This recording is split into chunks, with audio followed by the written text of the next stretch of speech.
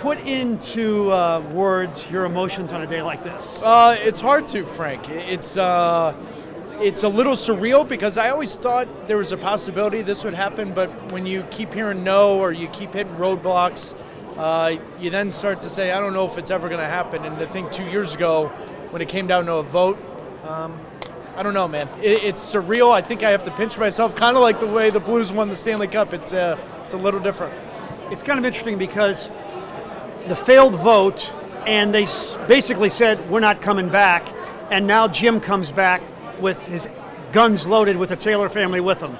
Yeah, this really is about the first family of St. Louis and the Taylor family, because if they're not involved, then you and I aren't sitting here having a conversation. So as much of the credit goes to a lot of other people, first and foremost, the Taylor family deserve every single bit of it because they're going to build a stadium along with Jim Cavanaugh, and it's going to be something that this league quite really hasn't seen. Since the stadium itself, that's what you're talking about? Mm-hmm. Yeah, give us a little idea on why this stadium's so special.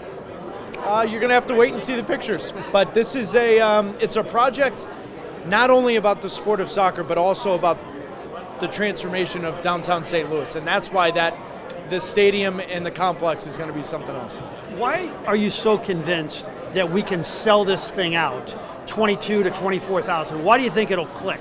Well, it's like building a house, Frank. You have a foundation, and your foundation needs to be strong. There may not be a stronger foundation around the sport of soccer than the city of St. Louis and the nearby cities around it. So that foundation over 50, 60, 70 years, that allowed you to build upon that. And that's going to allow that stadium to be sold out week in and week out.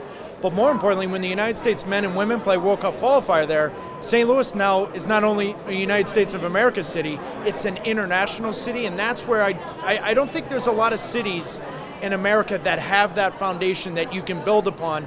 It's honestly a no-brainer. You have a great job. Are you at all interested in being a part of this franchise? I'm here today. I've enjoyed every single second of behind the scenes, rolling up my sleeves, trying to help.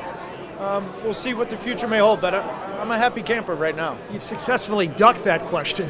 Yes, I did. I'm actually a pretty good politician.